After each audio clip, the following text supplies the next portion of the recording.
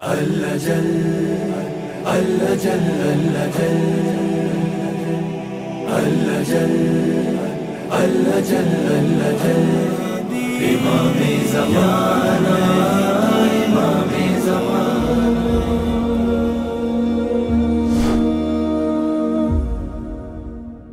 پروردگار اللہ چادر ایسے لی آپ پڑھتے ہیں اوما بیدیہ الیمنی الی السما. یہ ہیں میرے گھر والے اہل بیتی. وہ موسیٰ کے وہ تھے, عیسیٰ کے وہ تھے, ہمارے یہاں آپ کے وہ ہیں. بھائی ہوں بالکل خوشی سے سر آنکھوں پر میرے یہ ہیں. تو آپ رسول خدا سے حق لے رہے ہیں. خدا کہہ رہا ہے کہ تمہیں حق ہے, میرے یہ گھر والے ہیں. فعذب, لہٰذا ان سے نجاست کو دور فرما اور ایسا پاک کر جیسا کہ پاک کرنے کا حق ہے. اچھا, اب بات یہ ہے کہ یہاں پر لوگ کہتے ہیں کہ یہ نجس تھے جو خدا رسول خدا نے کہا پاک کر ان کو ایسا جیسا پاک کرنے کا حق ہے. تو اس کے جوابات دیے جا چکے ہیں اور مختلف جوابات ہیں اس کے. تو بہرحال اس میں ہمیں نہیں, نہ کہ آپ کا یہ اس پہ اب وہ اعتراض ہے نہ سوال ہے. خیر, تو فقالت ام سلمہ جو ہمارے یہاں جناب خدیجہ کے بعد ان کا عالی ترین رتبہ اور آخری ام المومنین ہیں کہ جن کا انتقال ہوا. آپ کو پتہ ہے کہ امام حسین ان کو مٹی دے کے گئے تھے کربلا کی. تو ام سلمہ نے کہا وَأَنَا, اور میں. فقال لہا, اب آپ کے ذہن میں سوال آئے گا بر صغیر کی ذہنیت بڑی خطرناک ہے. ام سلمہ نے کیوں کہہ دیا؟ بھائی ام سلمہ نے اس لیے کہا کہ مجھے جواب ملے گا تم سنو نا. یہ دیکھیں یہ کہیں درس میں نہیں ہوتا, واہ واہ, یہ بر صغیر میں ہوتا ہے. میں ڈر رہا ہوں کسی نے آپ لوگ کھڑے ہو کے ماتم نہ شروع کر دیں گے. فقالت ام سلمہ وَأَنَا, اور میں. فقال لہا, رسول خدا نے فرمایا وَأَنْتَ إِلَى خیر, اور تم جو پوچھ تم تو بھلائی پر ہو. انما انزلت فی وفی اخی علی وفی ابنتی فاطمہ وفی ابنی الحسن والحسین. دیکھو تم خیر پر ہو, لیکن آیت میرے بھائی, بیٹی اور 2 نواسوں کے بارے میں آئی ہے. لیس فیہا معنا احد غیرنا, اس آیت تطہیر میں ہمارے علاوہ کوئی اور نہیں ہے. فقام, اچھا اب اگر کوئی نہیں ہے اس کا مطلب یہ کہ وہ نعوذ باللہ ہم کہنے وہ سب جہنمی ہیں؟ نہیں, جنت میں اونچے ترین درجے پر ہیں, بالا ترین درجے پر ہیں. وہ جنت کی تمام نعمتیں ان کو ملیں. میرا آپ کا جو گھر ہوگا انشاءاللہ جنت میں وہ کوئی تنگ نہیں ہوگا. 50 کروڑ لوگ اور چلے جائیں تو سب جنت میں چلے جائیں, مجھے کوئی مسئلہ نہیں ہے. تو ہم یہ تھوڑی کہہ رہے ہیں کہ مولانا سب باقی, آیت ان کے بارے میں نازل ہوئی ہے. اچھا, فقام جل الناس, لہٰذا لوگ جو وہاں تھے کہ وہ اس میں سے ایک بہت بڑی تعداد کھڑی ہوئی اور انہوں نے کہا کہ نشہد ان ام سلمہ حدثتنا بذالک, یا علی ہم گواہی دیتے ہیں کہ بی بی ام سلمہ نے ہم کو یہ بات بتائی ہے. کب کا واقعہ ہو رہا ہے؟ یہ جو واقعہ ہو رہا ہے کب کا ہے؟ بی بی ام سلمہ زندہ ہیں, اس وقت زندہ ہیں. ہم یہ گواہی دیتے ہیں, ام سلمہ نے ہم کو بتایا.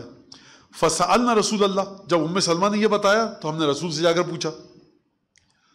فحدثنا کما حدثتنا ام سلمہ, رسول خدا نے واقعہ اسی طرح بتایا جس طرح ام سلمہ نے بتایا. لہٰذا ام سلمہ سے سنا اور ام سلمہ سے جانے پوچھنے کے بعد پھر رسول خدا سے آ کر تصدیق کروائی کہ بی بی ام سلمہ یہ فرما رہی ہیں, رسول خدا نے بھی واقعہ اسی طرح سے بتایا. پھر اس کے بعد جناب امیر المومنین نے بتایا. فقال علی, اچھا یہ جو واقعہ ہے نا مولا کی, اس کو کہتے ہیں یوم المناشدہ. جب مولا نے قسم دی لوگوں کو کہ تمہیں یاد نہیں ہے, یاد نہیں ہے. جیسے ہجرت کی رات کا نام ہے لیلۃ المبیت, رات گزارنے والی, وہ جو آیت نکلی لیلۃ المبیت. یا مودت والی آیت کا نام ہے آیہ مودت, آیہ مبیت, آیہ مودت, آیہ تطہیر. تو اس واقعے کا نام جو ہے مناشدہ, کہ امیر المومنین نے قسم دی اور کہا تمہیں قسم دے, تم نے یہ سنا تھا کہ نہیں سنا تھا. یہ کئی دفعہ ایسا واقعہ ہو چکا ہے. الستم تعلمون, کیا تم یہ نہیں جانتے؟ کب کہتا ہے انسان کیا تم کو نہیں پتا؟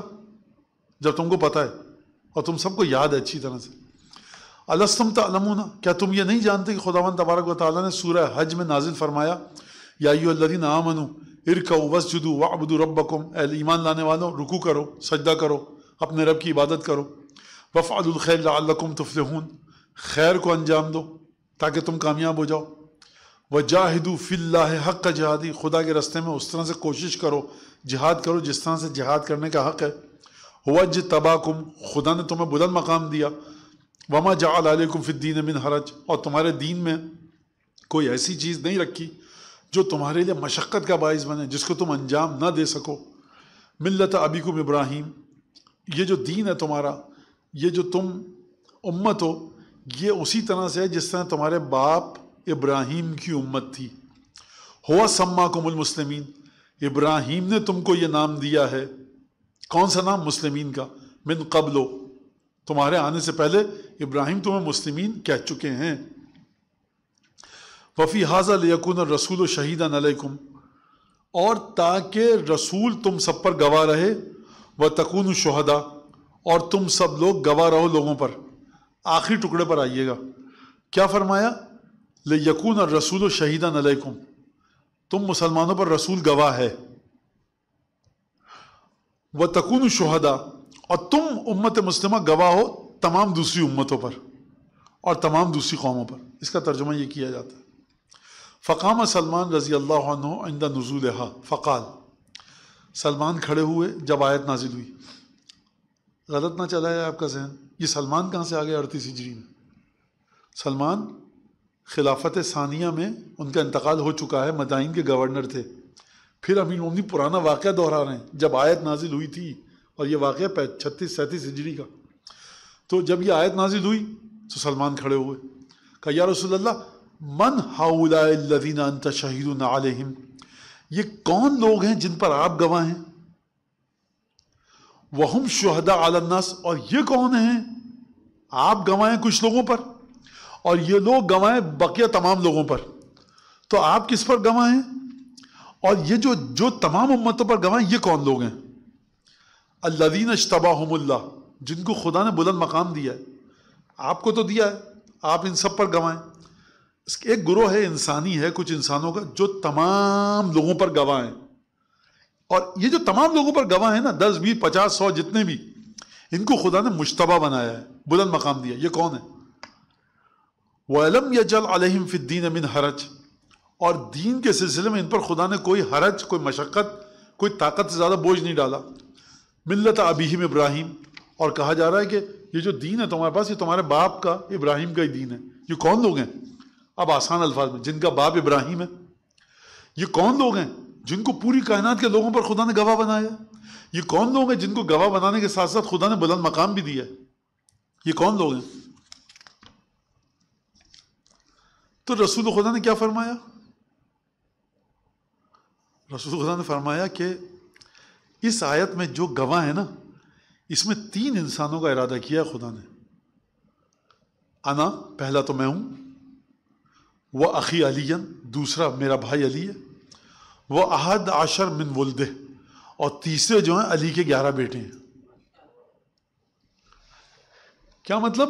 یعنی میں ان 12 پر گواہ ہوں، اور یہ جو اس میں ایک علی ہے، ایک رسول خدا. 3 گروہ ہیں یہاں پر. ایک میں رسول خدا ہیں اکیلے، دوسرے میں جناب امیر ہیں اکیلے، تیسرے میں ائمہ معصومین ہیں. تو جناب امیر المومنین اور جناب رسالت مآب یہ گواہ ہیں کس پر؟ 11 اماموں پر. اور 11 امام گواہ ہیں پوری دنیا کے انسانوں پر، اور خدا نے مجتبی بنایا. اچھا، اب یہاں پر ایک واقعہ سن لیجیے. آپ امام رضا سے پوچھا کسی نے، یا ابن رسول اللہ، یہ آیت کی تفسیر کیا ہے کہ رسول خدا سب کو ہم کو بہترین ہو، کنتم خیر امت اخرجت للناس، اے مسلمانوں تم بہترین امت ہو جن کو لوگوں کے لیے خدا نے خلق کیا. تو امام نے پوچھا لوگ کیا کہتے ہیں؟ تو راوی نے کہا کہ لوگ کہتے ہیں کہ ہم ہیں، بس ہم سب ہیں، ہم بہترین امت ہیں. اور کیونکہ ہم بہترین امت ہیں، تأمرون بالمعروف و تنہون عن المنکر، ہم اچھے برے کام سے روکتے ہیں اور حکم دیتے ہیں. اور پھر دوسری جگہ پر ہے کہ سورہ نساء میں بھی ہے ایک، اور دوسری ایک اور سورہ میں، میرے ذہن میں نہیں ہے اس وقت، کہ جس میں امت رسول خدا کو کہا گیا کہ یہ گواہ ہیں سب پر. تو امام رضا نے یہ نہیں کہا کہ غلط کہہ رہے ہو، صحیح کہہ رہے ہو. امام نے کہا کہ کوئی اگر آ کر دعویٰ کرے، اب یہ میرے الفاظ ہیں، کہ آپ نے کسی کا گھوڑا چرا لیا ہے، بطخ چرا لی ہے، میرے الفاظ ہیں یہ، تو اس پہ امت میں سے کوئی بھی اٹھ کے گواہی دے دے گا؟ مانی جاتی ہے؟ یا مسلمانوں نے کہا جاتا ہے جو عادل ہے وہ آ کے دے؟ مطلب تم دیسی اور میرے الفاظ ہیں دیسی اور فارم کے انڈے پر تم گواہی دے نہیں سکتے ہو، مرغی اور بطخ پہ گواہی دے نہیں سکتے ہو، اور کہہ رہے ہو کہ ہم تمام کائنات پر گواہیں؟ یہ کیسے ہو سکتا ہے؟ امام نے نہیں کہا کہ کیا صحیح غلط کیا، امام نے سوال کیا تم کیسے گواہی دو گے؟ اچھا وہ گواہی دے سکتا ہے جس کو خود اپنے اعمال کا نہیں پتا ہو، قیامت میں بھاگ دوڑ مچی ہوئی ہو، بھاگ رہا ہو، وہ کہے گا ہاں میں گواہی دے رہا ہوں کہ انہوں نے یہ کام کیے؟ لہٰذا آپ آیات کو دیکھیں، اس کے ساتھ عقائد کو جوڑیں کہ جو ہمارے ائمہ نے کہا ہے صبح شام تمہارے اعمال ہمارے پاس آتے ہیں، جب تم کوئی عمل انجام دے رہے ہو تو ہمارے پاس آتا ہے۔ اس کا مطلب ہے کہ آیات کو قرآن کی جوڑیں اہل بیت کی تفسیر کے ساتھ، اور پھر حدیثوں کو جوڑیں۔ آپ کو کہیں پر اور یہ جملہ نہیں ملے گا کہ تمہارے اعمال صبح شام ہمارے پاس آتے ہیں۔ اور پھر کوئی کہے نہیں رسول خدا سے آگے کچھ نہیں ہے۔ اگر رسول خدا سے آگے کچھ نہیں ہے تو خدا فرما رہا ہے کہ وَاتَّقُونُوا شُهَدَاءَ، اور تم گواہ ہو سب کے اوپر۔ پہلے مرحلے پر رسول خدا تو آ گئے، لِيَكُونَ الرَّسُولُ شَهِيدًا عَلَيْكُمْ، اللہ کا رسول تم پر گواہ۔ اللہ کے رسول کی اتنا، اس کا مطلب ہے کہ وسعت وجود کی اتنی ہے، دل کی، علم کی، دماغ کی، ذہن کی، روح کی، کہ وہ سب پر گواہ بن سکتے ہیں۔ بس یہی رسول۔ تو یہ رسول خدا کے بعد کون ہے؟ تکون شہداء، اور رسول کے بعد تم ہو پوری امتوں پر گواہ۔ معلوم بس رسول ہو کے بقیہ تو ہم اور آپ ہیں، ٹھیک ہے، خوش رہیے اسی عقیدے میں۔ لیکن خدا فرما رہا ہے ہم نے ان کو مجتبی کیا۔ اگر امت مسلمہ کا ہر شخص مقام اجتباء پر ہے اور مجتبی ہے تو پھر آپ کیوں پوچھتے ہیں کہ نماز کون پڑھا رہا ہے؟ تو وہ کیا مولانا ابو طالب کہ نہیں بھائی نہیں، نماز نہیں بگڑوانی، گھر جا کے دوبارہ پڑھنی پڑے گی۔ کیوں پوچھتے ہیں لوگ بھائی؟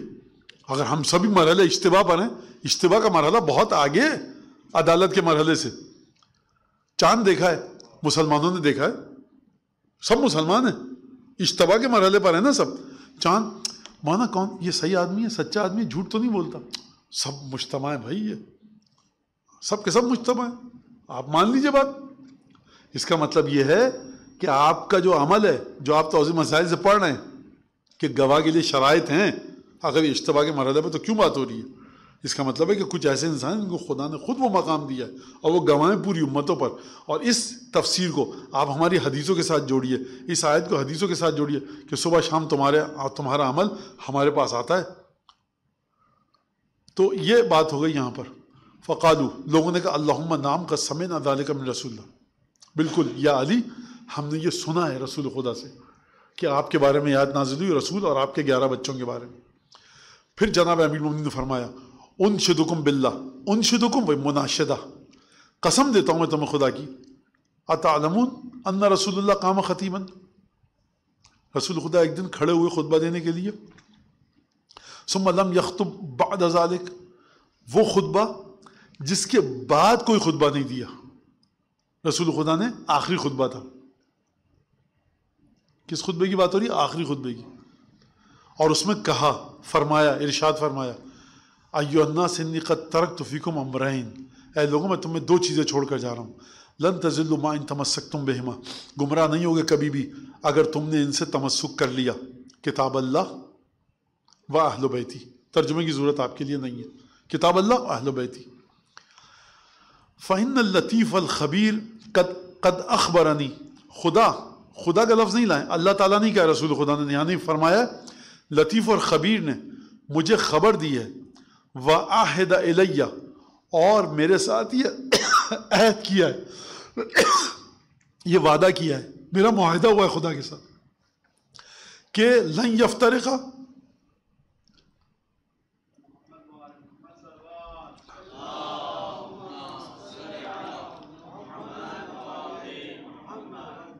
یہ کبھی ایک دوسرے سے جدا نہیں ہوں گے یہاں تک کہ حوض کوثر پر مجھ سے ملاقات کر لیں۔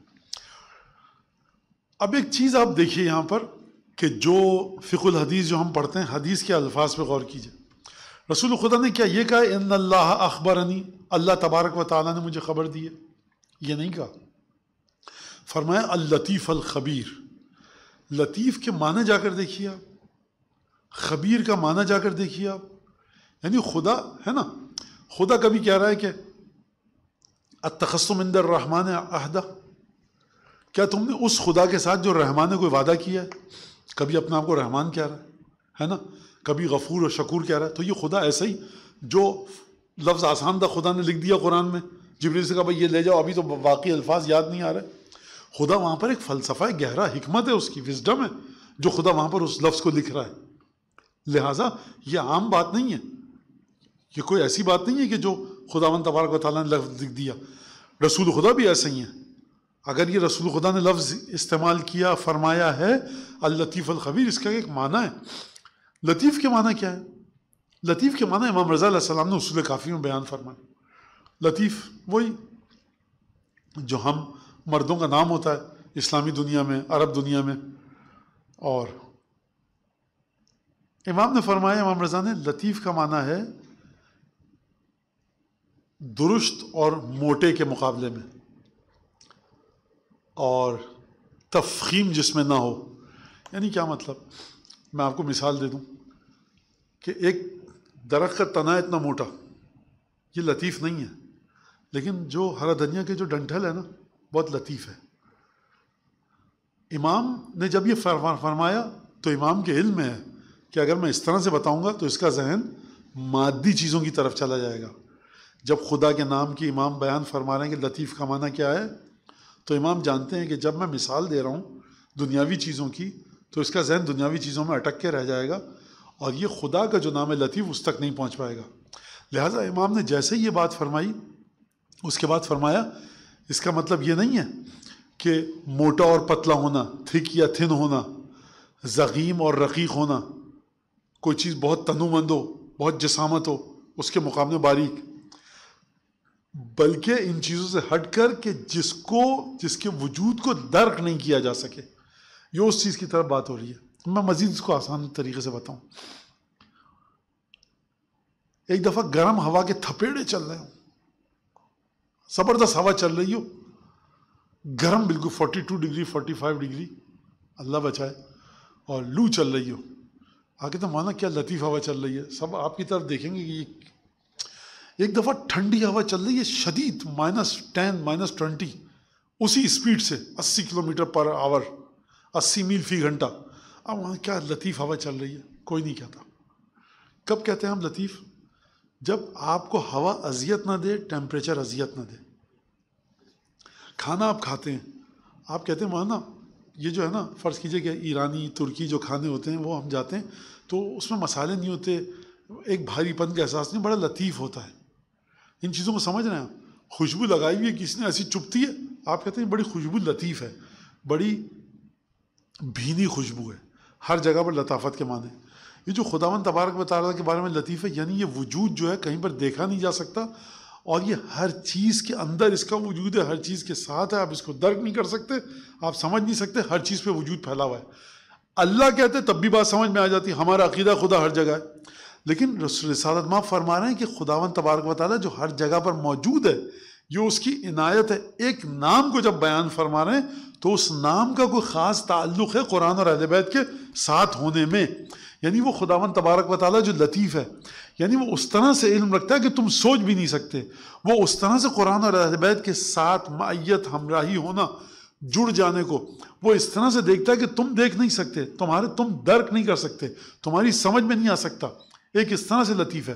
خدا جب قرآن میں لطیف کے معنی بیان فرماتا ہے تو کیا فرماتا ہے؟ خدا نے قرآن میں فرمایا کہ لا تدرکہ الابصار وہو یدرک الابصار.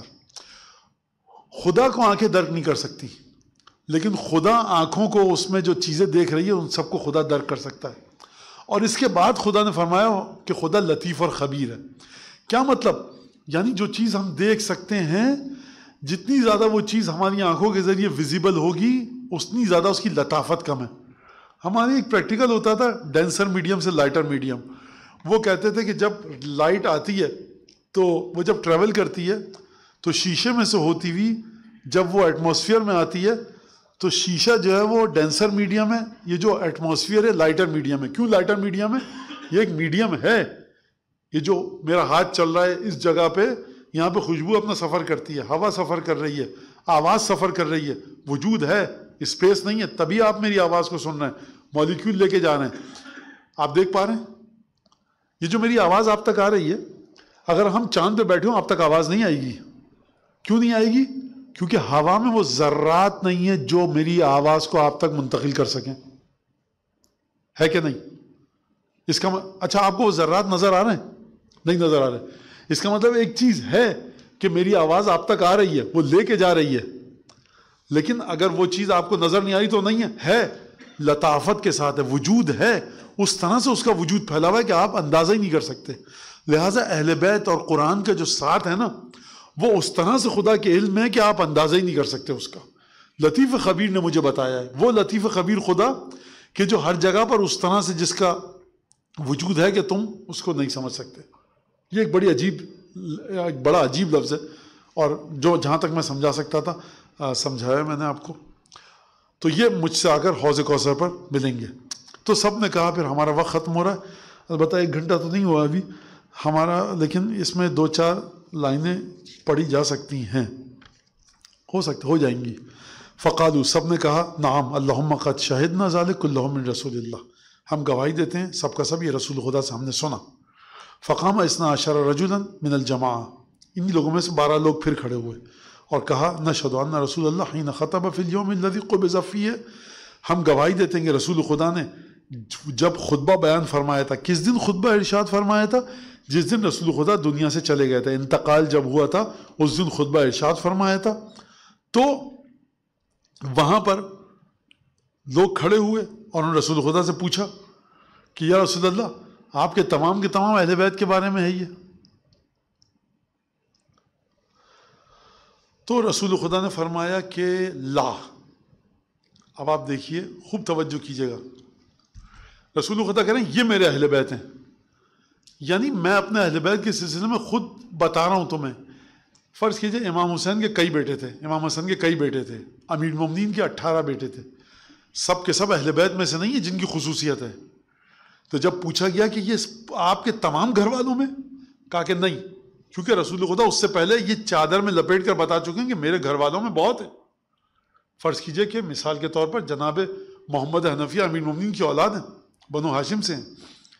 فرض کیجئے کہ امام سجاد کے کئی بیٹے ہیں, حضرت زید امام سجاد کے بیٹے ہیں, علی ابن جعفر امام جعفر صادق کے بیٹے ہیں, سب میرے گھر ہیں. تو رسول خدا کے گھر والے بیٹے ہیں, جناب سیدہ سب کی محرم ہے, لیکن علی ابن جعفر امام موسیٰ کاظم کے بھائی ہیں, وہ علی ابن جعفر, تو وہ ان کے لیے یہ آیت نہیں اتری ہے.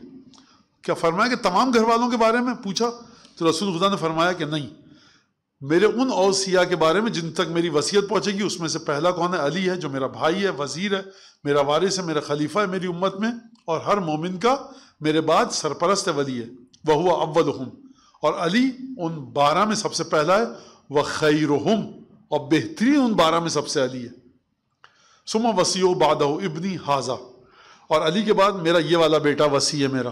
واشار الی الحسن, حسن کی طرف اشارہ فرمایا.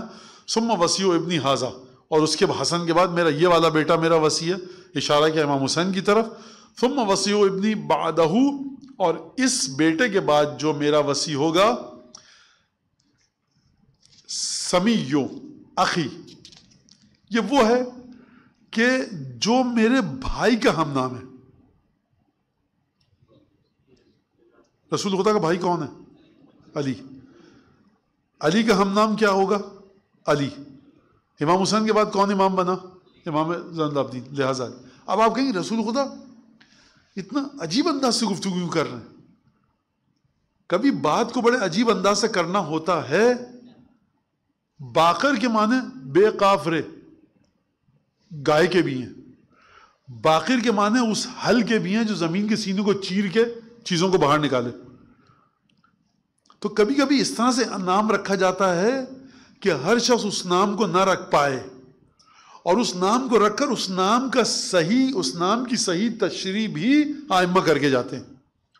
ٹھیک ہے, اس بات کو اپنے ذہن میں رکھیے گا, ورنہ لغت میں آپ دیکھیں 2-3 معنی ہیں.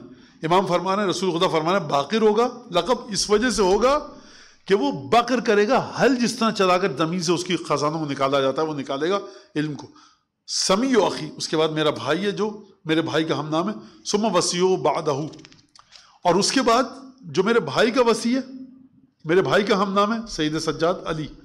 علی کے بعد کون بنے گا؟ زین العابدین کے بعد جو میرا ہم نام ہے. کون ہے؟ امام سجاد کا فرزند امام باقر، نام ہے محمد، میرا ہم نام.